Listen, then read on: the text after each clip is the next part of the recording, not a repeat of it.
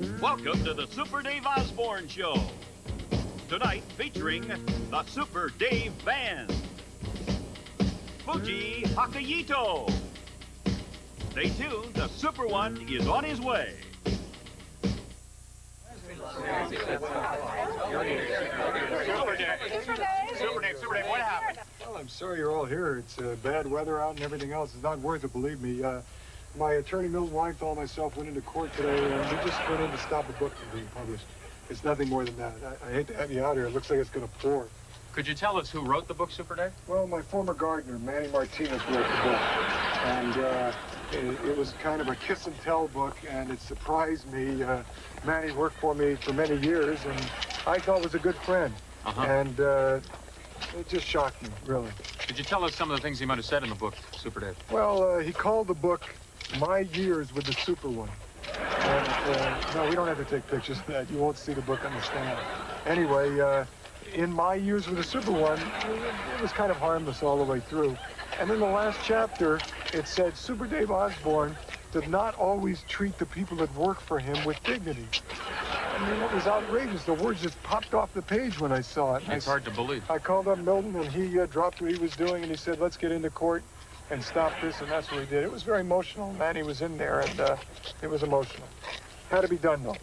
I've said to all of you, the one thing that I'm most proud of is the way I treat my people. And, you know, I started at the bottom of the ladder, as we all did. How's your wife, Billy? And now that I'm at the top of the ladder, standing on top of the ladder, people are going to start to take pot shots. But in my heart, I know on the way down, I'm going to be able to say, hi, how are you? Well, Super Dave, I can say on behalf of all the press here that we've covered you for a couple of years for the local news, and you've always treated us with the deepest respect and dignity. Well, of course I have putts, and I'll continue to do that. You people make or break me, and you've been terrific, and I really appreciate that. You know, I've always said, and you know this, I said, if you're ever going to make a charge about anyone, especially Super Dave Osborne, have some evidence. And I defy anyone to come up with this much evidence that I don't treat my employees with dignity. That's totally the truth. Well, thank you very much. Thank you for coming here, and I hope you enjoy the show. If you want to take the shuttle, you're welcome to take it over. We will, as always. Okay, thank you very much. Thank you, Super Dave. Thank you very much. How did it go, sir? Well, Henry was very emotional. I walked in, and Manny was there with his wife, and he jumped up and started to cry and ran to me and hugged me and said, I'm sorry, Super Dave. I said that thing about the dignity because I wanted to make a buck. And I said, Manny, you should have come to me. I would have taken care of you, but it's over with. It was terrible, and that's it. Please get in the car, sir. You know something, Henry? I don't want you writing a book about me one day. It's raining out. You've been standing out here. I'm going to drive. Where's your leash? Okay, back up a little bit so you get a running start. And stay close to the car because you could slip. Very good job. Very good job. Isn't he a magnificent human being?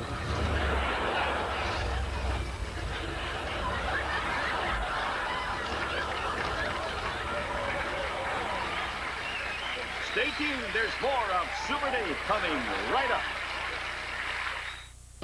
And now, ladies and gentlemen, introducing the star of the Super Dave Osborne Show, the one, the only, Super Dave Osborne.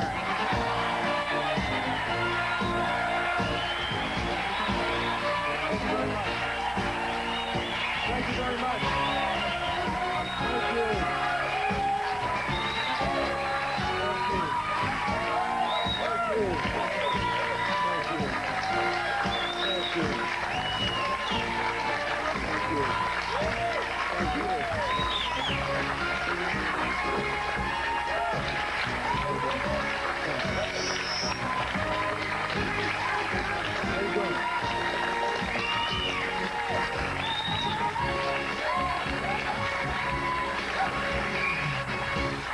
Thank you very much. Thank you. Thank you very much. You're sensational. Please. Thank you. Thank you very much. Oh, God. Thank you. Thank you. Okay. We've got a terrific show for you tonight. I'm going to be doing a very, very special stunt later on, one you've never seen before, and we have a terrific guest star. And to start the show, I love to do what I'm about to do. as I've said to you before, I'm a superstar who doesn't just take from his audience. I give back. A lot of stars seem to think that all they need is to go out and do what they do, and that's all they need to do. Well, I don't believe that. You're so special to me that once in a while I'd like to give back to you. And we're going to have a contest tonight. It's called Name That Song, and our band is going to play some songs. If you can guess the song within 30 seconds, I'll give you a hat. If you guess it within 20 seconds, I'll give you a hat and a t-shirt. And if you guess it within 10 seconds, I will give you a hat, t-shirt, and $100. So,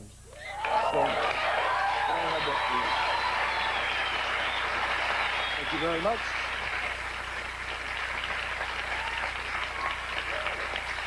Okay,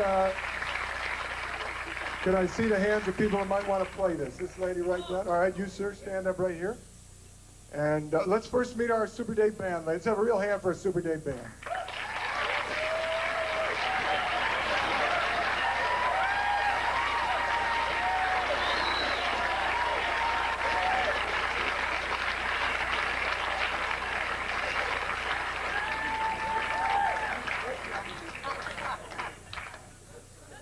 Where is my band? They're going to a bar mitzvah. Nobody in my band is Jewish. Why are they at a bar mitzvah? We couldn't make it.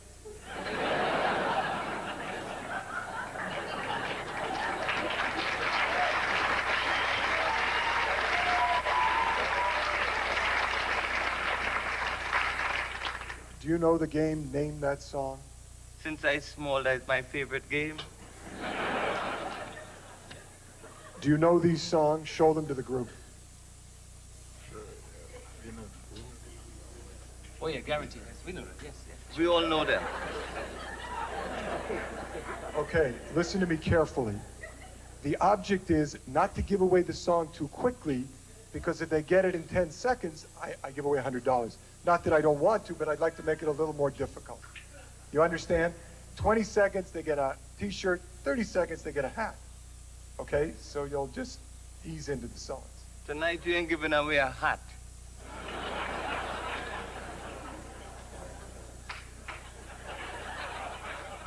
Okay, sir, what is your name? Arthur Weinstock. All right, Arthur, what do you do for a living?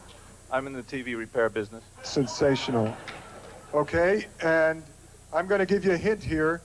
The song that they're about to play is a song made famous by the Beatles.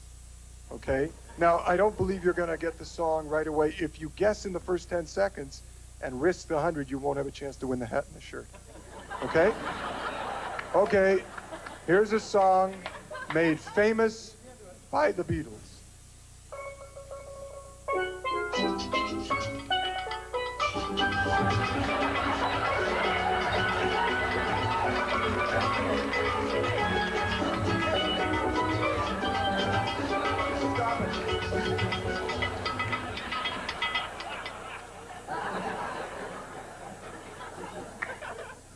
I think this is called Copacabana.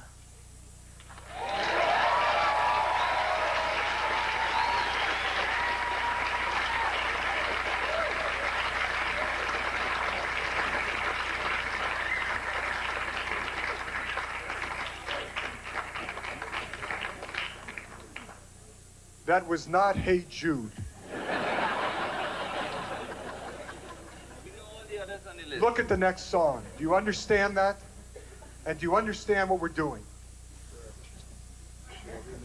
We understand. Okay, who else? Okay, you, sir. What is your name? Jeff, What do you do for a living? I'm a photographer. Sensational. Okay, I'm going to give you a hint. This is a song made famous by Andy Williams, and it's got to do with a large body of water and something in the sky over it. And we're going to start out slowly. Here we go. Again, 10 seconds. You win it, but try to get the hat to make sure that you don't. Okay, here we go.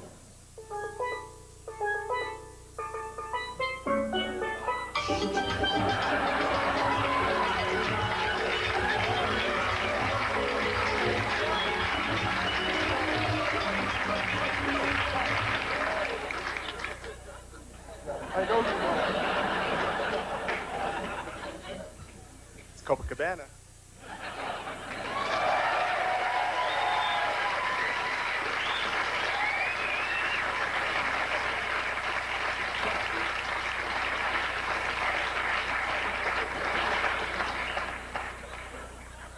You're starting to piss me off.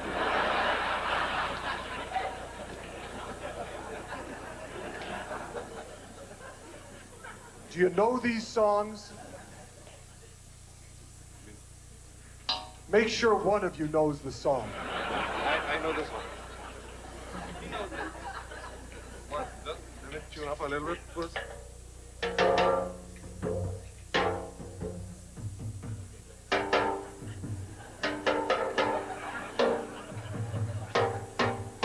We have a 30-minute show. Are you through?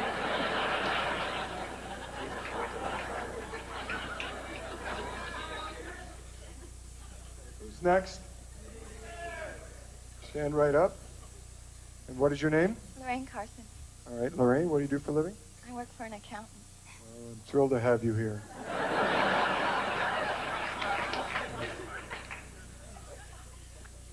This was done by a rock and roll singer who was concerned about what he was wearing on his shoes, and he lived in an area called Graceland. And if that gentleman knows it, let him carry most of the tune, all right?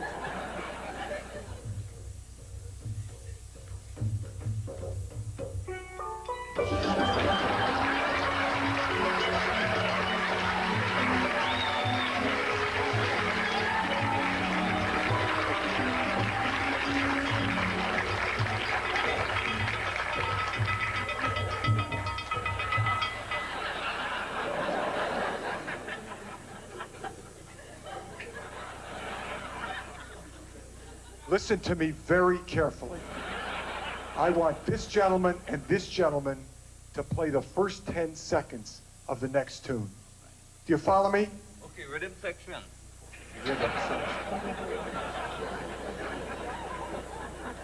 Hubcap and a cheese grater. Okay, stand up. You knew, obviously, the name of that song, didn't you? Well, what was the name of the song? Copacabana. Yes, you get a hat and the money. Okay.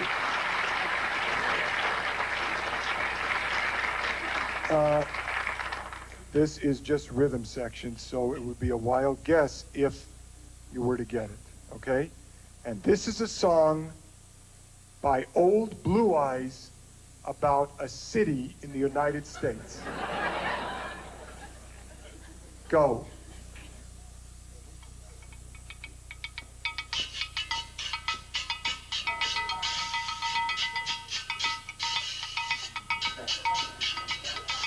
Okay, all right.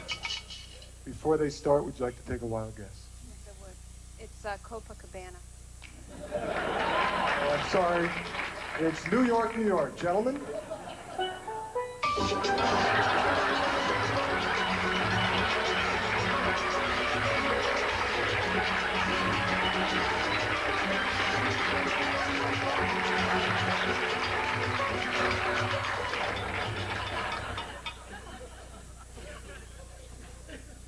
Do you imbeciles know that you just cost me $500? We know that one.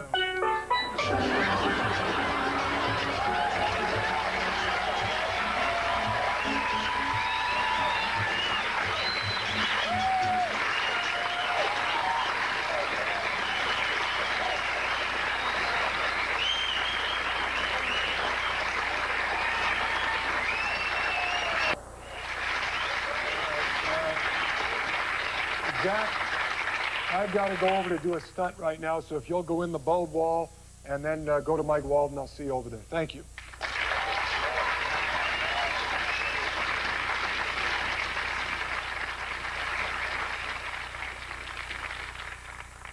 Hello, everybody. This is Mike Walden. Hasn't this been a terrific show so far? And there's more to come. Now, the Super One is not going to perform a stunt tonight, but rather he's going to give you a safety hit. And it's so important that You at home may want to jot it down and take some notes. It's that important. Well, the Super One will be here soon to tell you all about it. In fact, he's arriving right now in his all-Super Dave motor terrain vehicle. And he's accompanied by his faithful stunt coordinator, Fuji Hakayito. Hello, Michael. I'm sorry I'm late, but the studio is miles from here, and I had to change my stuff. And Well, we understand. Great show, great show. Well, I'm really enjoying it myself, and we've got a terrific ending tonight. I'm going to forego my usual stunt, and I'm going to give a safety lesson. And every time we do this, the cards and letters pour in, so I'm glad you appreciate it, and you're going to love what we show you tonight. Great. Before we do that, I must say something about this special human being. Earlier today, I received a phone call from Bill Cosby. You know who Bill Cosby is? The Cosby? Absolutely. Oh, wow. And he said, Super, I would like to talk to you about something. I would like permission to talk to Fuji. And I said, what about? And he said, well, I've got a show called A Different World. Lisa Bonet is the star of that show. However, she's coming back to my show. I need someone to fill in for her and be the star of that show. And I think Fuji could do it. And I said, well, I don't know how I would replace Fuji, but I will ask him. And when I said, would you like to star? And he said, no way. I'm with you for life, Super. And you just never forget things like that. Fuji is a different person. And, you know, Super Dave, you can't buy loyalty like that. Well, you know I try, Michael, whenever I can. Well, Super Dave, tell us about this safety lesson tonight. Well, Mike, you know I have a magnificent relationship with all the law enforcement agencies all over this land. And from time to time, they come to me and they said, Super, we have this problem or we have that problem. Well, they came to me 4 months ago and they said, we cannot stop cars from being stolen. I said, what about all the alarm systems? They said, nothing.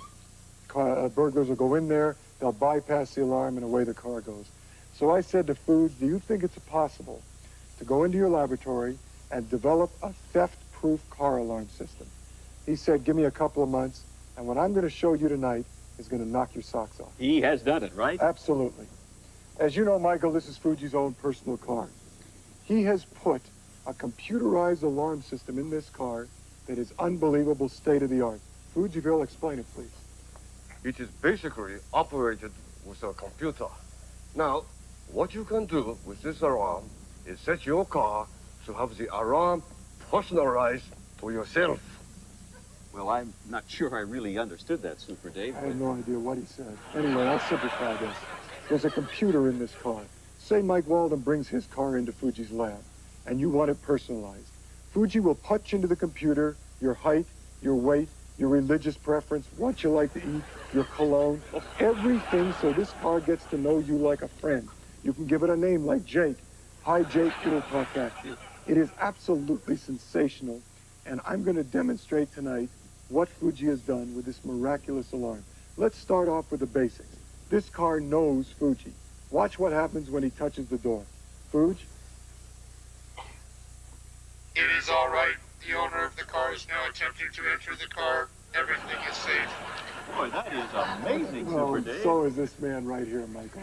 Now, step 2, you say, big deal. The car knows the owner. What about the intruder? I have never touched this car.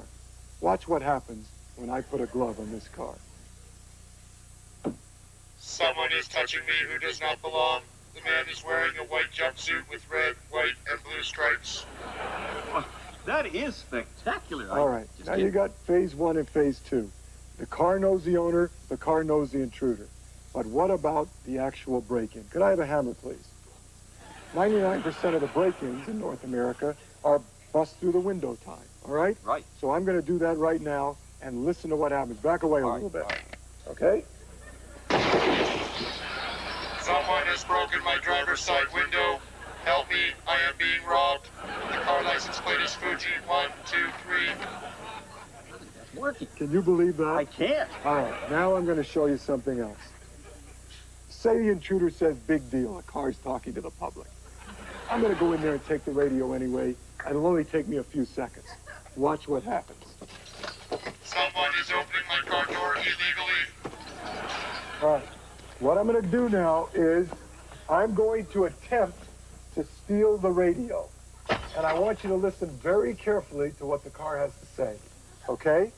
Here we go. He is attempting to steal the radio. Don't be a fool. In 6 seconds, if you don't get your hands off the radio, it will deliver an electric shock equivalent to 300 volts. That's terrific. Okay, now, Not only is it terrific, but you're being fair to the burglar. You're giving him a warning.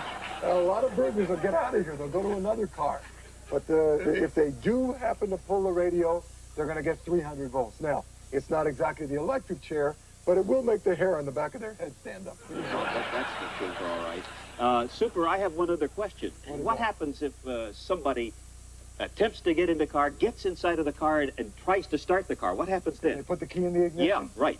Foods, what happens next? I make a special deterrent, so if someone comes in and tries to start the car, you teach him a lesson. He will not do that again. Kind of like the 300 volts with the radio? Kind of like that. Well, that's beautiful. Okay, here's what we're going to do. I've got gloves on, and I've got a visor and a helmet and everything. I'm going to go through with trying to start the car, okay? All right. And I'll take, something like 300 volts, is that what you said? Okay, I'm going to go through with that. Now, watch what happens when I first put the key in the ignition. Listen to this. The intruder is attempting to turn the key. I advise you, sir, not to turn the key. Okay, again, you've given him a chance. You've given him a warning. Now, he's saying to you, fella, get out of the car. If you're going to try to start it, you're going to get some kind of shock or some warning. You shouldn't do it, okay? Now, watch this when I start to turn the key. I would suggest everyone move away from the car. Now, this is brilliant. He knows you're touching the car. Whatever happens, this is metal. It's a conductor. You could get some of the shock. Well, of course. Is that brilliant? That is. Okay, back away a little bit. Okay, now, the reason I put this down, if it's a little more than 300 volts or something like that, it could singe my eyebrows, all right? Now, what I want you to do is look at the back of my neck and see the hair here? It might just stand up a little bit. That'll tell you what a great warning this car is giving, okay? Watch the hair, and here we go for the warning.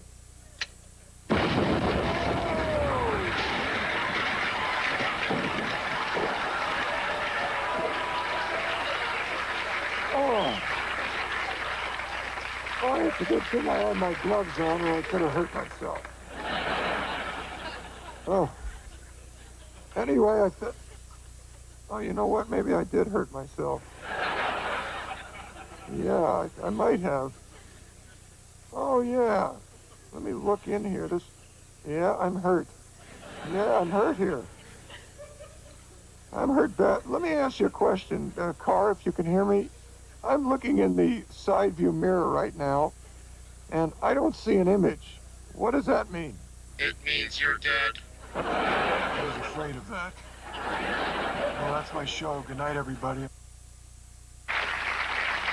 Fuji, I need help. Mike, help me. Somebody. Does anybody know I'm dying here? We know that one.